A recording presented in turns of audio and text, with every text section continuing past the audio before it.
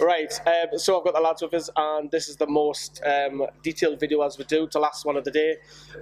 So let's get straight into it. Kyle, since you've got the mic, I may as well talk to you about the lineup. To be honest with you, though, there wasn't much that Sun's blooming beating in. The lineup, there wasn't much really Bruce could do except for maybe Shelby, but happy with it? I was happy with the squad. The only reservation I probably had was Manquillo not starting over Croft, because I've got a couple of issues with Croft, but that's probably just bedding in issues because he just came to the team. So I would have probably started Manquillo over him, but other than that, I was quite happy with the lineup, to be honest. I just think he's just getting used to the league. He's getting used to the physicality of the league, because he's used to having a lot of time on the ball in Liga, and so it's quite a shell shock when you play in the French league. I think we had it in the past with like Satoba and Remy Cabala, where they're not used to the physicality, and it can kind of overwhelm them a little bit. So with Kraft, do you feel he doesn't get forward enough? I just think it's the physicality again, but as Paul touched upon, Johnny's laughing at us for no reason at all.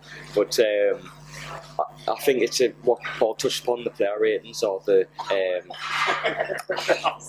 So we'll crack on. We'll keep going, because what's happened is we've had to edit a scene. We'll put a picture up which you guys wouldn't have seen. That's the reason why they're laughing. But for me, he doesn't get forward enough, and I thought that was an issue today. Anyways, we'll move on to Paul. Let's get on to something a little bit more serious from Paul. Talk to me about that first half, because straight away the first thing you don't want to do is let the opposition concede. And very fortunate, shot rebounded, falls to Hughes, he puts it in 90 seconds already. At that point, you're sitting there thinking, will a real Newcastle please stand up? It's just typical of our luck. You know, the ball there is literally bouncing from pillar to post. It falls perfectly for them, and you're thinking it's going to be one of them smash and grabs. You're getting frustrated. You saw Russ do it last week against Spurs. So you know, at the end of the day, we showed credit to come back into the game and get a point, but still disappointed. But first half, I thought we were quite woeful at times. Some of the passing was really off. Communication lacked. I think we missed Richie's leadership. Jamal Lascelles, I thought, needed to be a little bit more vocal.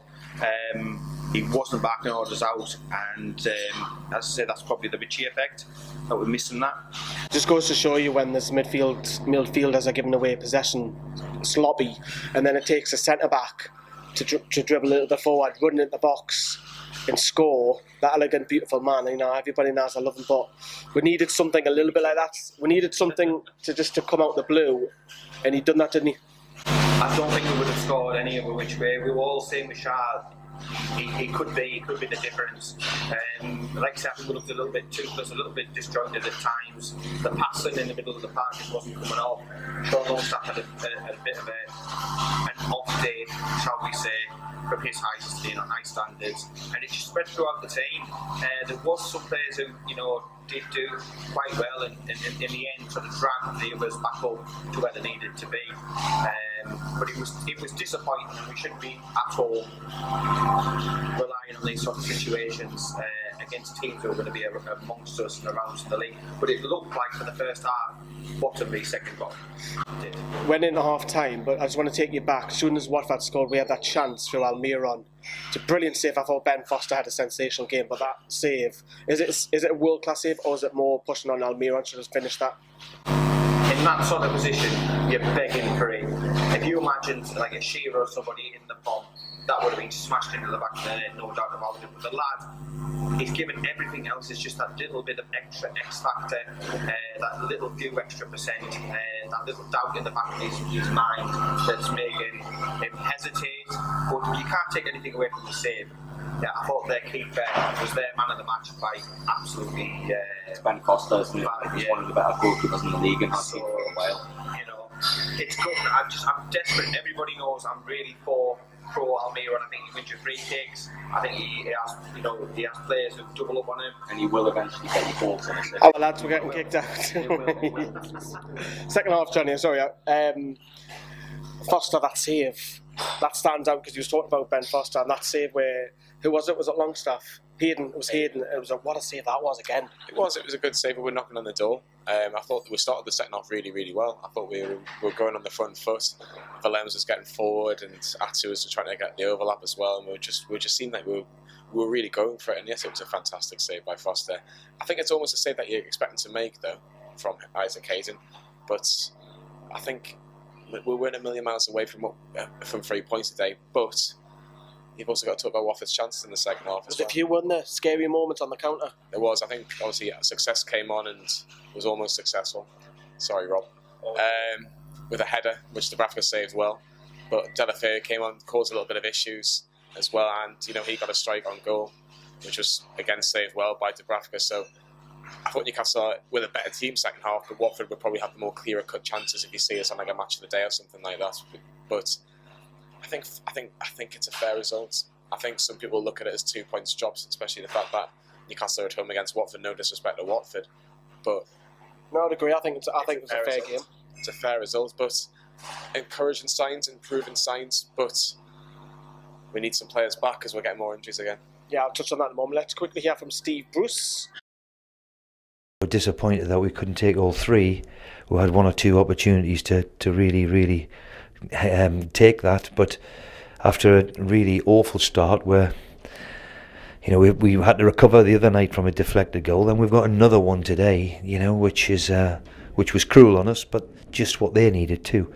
So overall, we're disappointed that we didn't win, but if somebody had said with the start we'd take 4 points, it's probably par for the course for us. So overall, we'll take the positives out of that. Johnny mentioned it just before the international break is here. This has come at a good time for us because we've got a lot of people out injured, haven't we? ASM, Andy Carroll, just a few names. Dwight Gale. I mean, Paul Dwight Gale. But we need him. We need someone off the bench, though.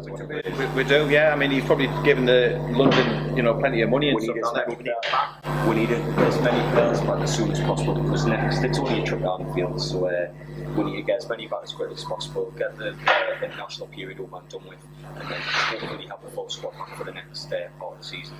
We do need some bodies back. Paul, we'll wrap up and we'll come around to Johnny as well in a sec. If I said you 4 points for 4 games, forget about where we won and what have you. It's an average start.